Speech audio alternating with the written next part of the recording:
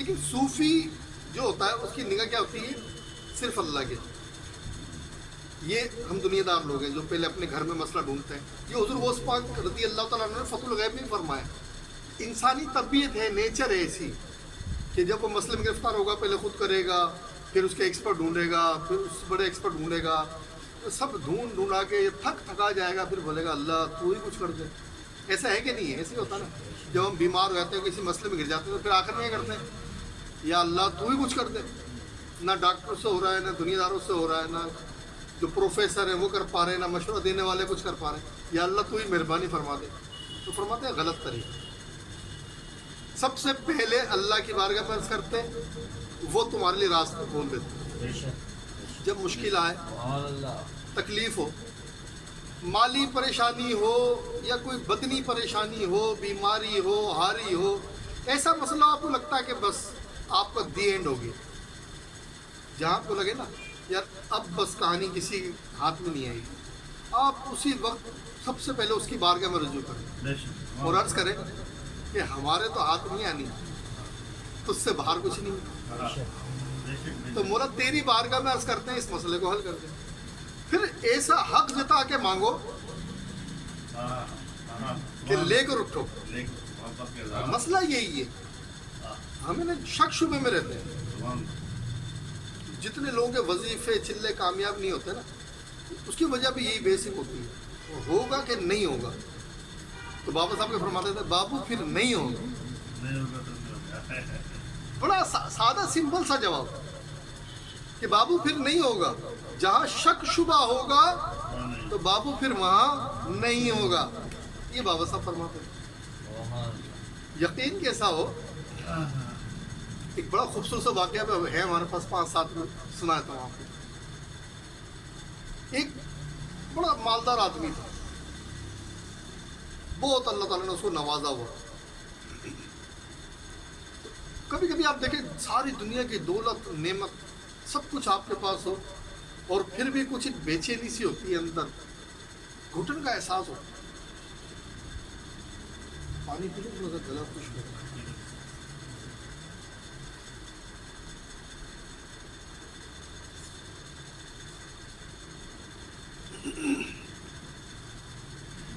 تو آپ نے کبھی دیکھا ہوگا کبھی اس طرح آواز کتنی اچھی نکلی ہوگا، پانی پی گئی. یہ بھی اللہ کی نعمت ہے. یا اللہ تیرا شکر، ہماری بیٹری چارج ہو جاتی ہے. تو دولت سے سارے مسئلے حل نہیں ہوتے.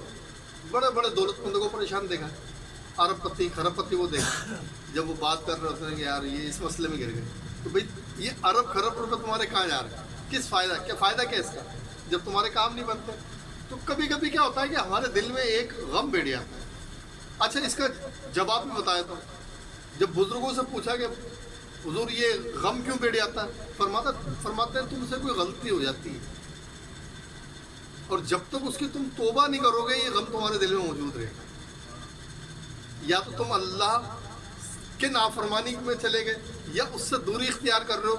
جب اس سے فاصلہ بڑھاؤ گے تمہارے اندر غم آ جائے گا، اور جب تم اس کو یاد کرو گے معاملہ سولو ہو جائے گا. تو وہ آدمی بڑا پیسے والا تھا، اللہ نے اس کو بہت عطا کیا ہوا تھا. تو وہ گھر پر آیا، سوچا کہ تھوڑا آرام کر لوں، بستر پہ لیٹ گیا. لیکن جتنا وقت گزرتا گیا اس کی پریشانی انکریز ہوتی گئی، بڑھتی گئی اور طبیعت بگڑتی گئی. اس نے کہا یار سکون نہیں مل رہا. ایسا کرتے گھر سے باہر نکلتا، تھوڑی چہل قدمی کروں گا، چلوں گا پھروں گا تو تھوڑا سا باہر کی ہوا کھاؤں گا تو طبیعت بہتر ہو جائے گی.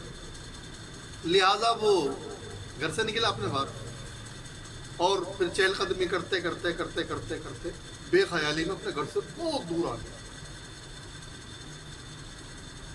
پھر اس نے سوچا کہ کیوں نہ یار میں کوئی مسجد آئے تو وہاں نوافل ادا کروں اللہ کی بارگاہ میں. تو بہرحال اس کے دل میں اس بندے کے جو اپنے گھر سے نکلا ارب پتی کھرب پتی بندہ، پریشانی کے اندر اس کو خیال آیا کیوں نہ میں نوافل پڑھوں، مسجد پہ جاؤں.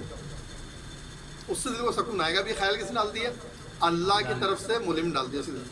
تو کہتا میں مسجد میں چلا گیا، اب اپنے گھر سے بہت دور آ چکا ہوں.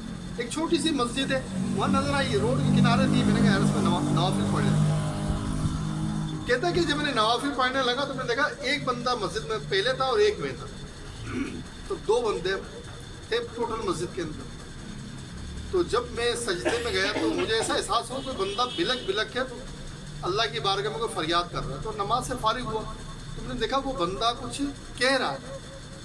تو انسانی طبیعت میں تجسس بھی بہت ہوتا ہے دوسرے کے یہاں کیا ہو رہا ہے. پچھلے ہفتے ہمارا اسی بیان تھا. تو کہتا ہے میں پھر تجسس میں تھوڑا اور نیڑے ہو گیا، نزدیک ہو گیا، ایک صف آگے کراس کی تو اس کی آوازیں آنے لگی. وہ کہہ رہا تھا کہ یا اللہ عز و جل دیکھ، میں تیرے سوا جاؤں تو کہاں جاؤں، میں کس سے مانگوں، کس کے آگے فریاد کروں، میرا تو تیرے سوا کوئی آسرا ہی نہیں. تو مہربانی فرما، مجھے اتنی رقم کی ضرورت ہے، مجھے عطا فرما دے، اب جیسے تو چاہے دے، بس مجھے دے دے، میرا کام ہو جائے، میں رسوائی سے بچ جاؤں گا. اور نہیں دے گا تو تیرا پھر بھی شکریہ، لیکن مجھے پتا تو محروم نہیں کرے گا، دے دے. اب جو اس نے اتنی لاڈ اور پیار کے ساتھ باتیں سنی نا، وہ جو اللہ سے کر رہا ہے، بولے یار اصل کمائی تو یہ بندہ کر رہا ہے. غریب ہے، مفلس ہے، لیکن کیسے حق جتا جتا کے بات کر رہا ہے، جیسے کتنا تعلق ہے اس کا اللہ کے ساتھ. اور ایک دیکھو میرے پاس اربوں خربوں روپے، لیکن میری اتنی ہمت ہی نہیں ہے کہ میں اللہ کی بارگاہ میں اس طرح بات کر لوں. لہٰذا وہ انتظار میں بیٹھ گیا کہ بھئی یہ اللہ تعالیٰ مجھے جو یہاں تک لایا ہے نا، یہ بے چینی ایسے نہیں تھی، یہ وجہ یہ تھی کہ مجھے یہاں آ کے اس بندے کی مدد کرنی ہے اصل میں. تو اس نے جب وہ فارغ ہو گیا تو اس نے کہا بھائی، اس نے پیچھے مڑ کے دیکھا بندہ بیٹھا ہوا، کہ آپ سے کچھ باتیں کر لوں اگر آپ کو برا نہ لگے. اس نے کہا کرو. یار وہ آپ دعا کر رہے تھے نا اللہ سے، بڑی آپ رو رہے تھے، میں نے دعائیں آپ کی باتیں سن لی ہیں، مجھے معاف کرنا. اور آپ جو اللہ سے مانگ رہے تھے نا، جو رقم کو آپ تقاضا کر رہے تھے، بس سمجھے مجھے اللہ نے بھیجا ہے. دیکھیں اس کے جملے ہم پتہ کیا ہوتا ہے، واقعہ سنتے یہ زیوم 120 کی اسپیڈ پہ، کوئی 200 کی، کوئی 250 300 تک کی اسپیڈ پہ جاتا، پھر اس کو واقعہ بھی یاد نہیں آتا. اس میں سے آپ نے پھول نکالنا ہے. اگر اس واقعے کو آپ سمجھ گئے تو پھر بیڑا پار ہے، کبھی زندگی میں کہیں نہیں پھنسو گے انشاءاللہ. آج ایک وظیفہ بھی بتاؤں گا انشاءاللہ، آج دل میں خیال ہے کہ ایک وظیفہ ہی بتاؤں، لیکن پہلے یہ واقعہ پورا کرو. تو اس نے کہا کہ بس سمجھو مجھے اللہ نے بھیجا ہے اور میں آپ کی مدد کرنا چاہتا ہوں. اس نے کہا ٹھیک ہے، اگر اللہ نے بھیجا ہے تو میں تو اللہ سے سوال کرتا تھا، ٹھیک ہے جو دینا دے دو. کہا آپ کو کتنی رقم کی ضرورت ہے؟ اس نے کہا بالفرض 50,000 60,000. اب اس کے بعد اتنا تو کیش پڑا ہوا تھا جیب کے اندر، امیر آدمی تھا. اس نے نکالے ٹھک کر کے بولا یہ لو، اور یہ ایک آدھ اضافی بھی ہے اس میں رکھنا. اس نے کہا ٹھیک ہے، بڑی مہربانی. اب وہ شکرانے بولے میں اللہ کا شکریہ ادا کر لوں. بولے یار وہ شکریہ ادا کر لینا، لیکن ایک بات اور کہنا چاہتا ہوں. بولے کیا؟ آئندہ دیکھو جب تم سے میں ملا ہوں نا، میرا دل میں سکون آ گیا، وہ بے چینی چلی گئی، میری بے چینی چلی گئی. یعنی کہ جس نے اللہ کی مرضی پہ، اس کی چاہت پہ عمل کیا تو اس کے دل سے بے چینی چلے جاتی ہے. ٹھیک ہے. اور جو اللہ سے ایسے لاڑ پیار سے مانگے اس کے لیے اللہ بندوبست کرتا ہے. ٹھیک ہے، یہ پوائنٹ میں آ گیا. اب وہ بندہ، یہ لامحالہ سی چیز ہے، آپ کو پتہ پڑے کوئی اللہ سے ایسے مانگ رہا ہے اور اللہ نے مجھے ذریعہ بنا دیا تو اس کا مقام ہے کوئی اللہ کی بارگاہ میں. تو آپ کیا چاہو گے؟ یار اس کے ساتھ اللہ سے تو دوستی ہو نہیں رہی، اس کے ساتھ دوستی ہو جائے. یہ اللہ کا دوست ہے تو اپنی بھی کچھ نہ کچھ ترکیب بن جائے گی. ٹھیک ہے. تو یہ انسان سوچ رہا ہوتا. تو اس نے بھی یہی کیا. اس نے کہا یار بات سنو، آج سے تم میرے دوست ہو. اس نے کہا ٹھیک ہے بھائی، اللہ کی خاطر آج سے ہم دوست ہیں. ٹھیک ہے، ہم دوست ہو گئے. ایک بات میری مانو. کہا کیا؟ آئندہ جب بھی تمہیں کوئی پریشانی ہو نا، مصیبت آئے، کوئی ضرورت آ جائے پیسوں کی، آپ نے مجھ سے رابطہ کرنا ہے. اس نے کہا بھائی دوستی تک ٹھیک ہے، میں رابطہ نہیں کروں گا.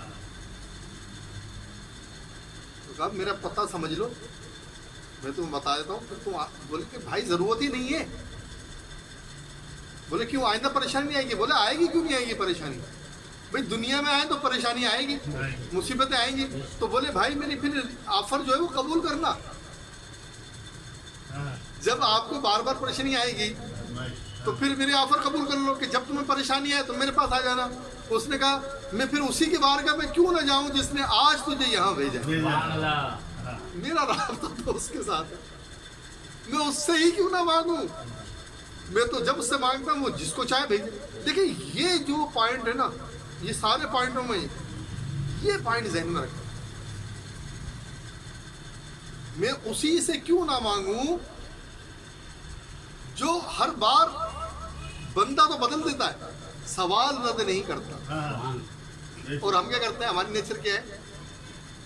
مثال کے طور پر مجھے پیسوں کی ضرورت ہوئی 1,00,000 روپے کی. اب کسی بندے نے میری وہ ضرورت پوری کر دی تو کیا ہوگا؟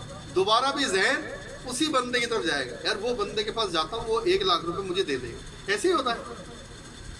اب یہ جو 1,00,000 روپے دیے ہیں یہ اس بندے نے دیے ہیں یا اللہ نے دلوائے آپ کو؟ یہ ہے اصل پوائنٹ. تو جس نے آج اس کے دل میں ڈالا ہے وہ کل کسی کے دل میں ڈالے. آپ اپنی بات رب سے کیوں منوا رہے ہیں کہ اسی سے دلوا؟ آج اس نے اسے موقع دیے، پتہ نہیں کل کس کو موقع دینا چاہے. تو آپ صرف سوال کریں، اس کو مشورے مت دیں. وہ مالک ہے، وہ محدث ہے، آپ حادث ہیں. وہ خالق ہے، آپ مخلوق ہیں. ہم مخلوق ہیں نا، ہم کون ہوتے ہیں اللہ کو مشورہ دیں؟ یا اللہ، میں نے دیکھا ہے ایسے دعا کرتے ہیں، یا اللہ اس کے دل میں ڈال دے، وہ کچھ کر دے. تو بھائی اس کے ہی دل میں کیوں ڈال دے اللہ؟ اللہ ہمارے مشورے کا محتاج تھوڑی ہے، وہ جس کے چاہے دل میں ڈال دے. تم تو اپنا مسئلہ بیان کرو نا، تم اپنا مسئلہ بیان کر دو. یا اللہ مجھے اولاد چاہیے، یا اللہ مجھے دولت چاہیے، مجھے پیسے چاہیے، بچے کی شادی ہے، یہ کام ہے، وہ کام ہے. تم صرف اپنی درخواست پیش کرو، مشورے مت دو. ہم غلطی کیا کرتے ہیں؟ ہم اسے مشورے دیتے ہیں. ایسا زندگی میں بہت دفعہ آپ لوگوں کو محسوس ہوا ہوگا کہ دل میں آتا ہے کہ یار اللہ اس کے دل میں ڈال دے، اس کے پاس بہت پیسہ ہے یار، اگر وہ چاہے تو میری. بھائی وہ کون ہوتا دینے والا؟ دینے والا تو ذات اللہ کی ہے نا، دینا تو اللہ نے ہے نا.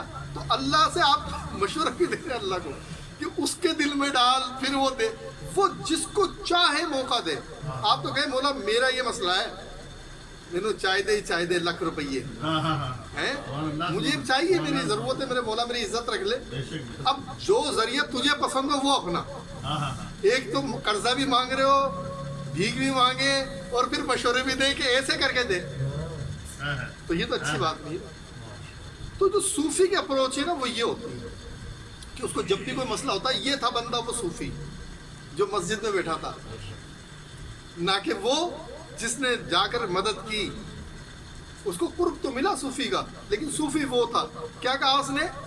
تجھ سے ایڈریس تیرا کیوں لوں، تیرا پتہ کیوں معلوم کروں، تیرا نقشہ کیوں ذہن میں یاد رکھوں کہ تو دے گا. جس نے آج دلائے ہیں کل بھی اسی سے کہوں گا، وہی کل دلائے.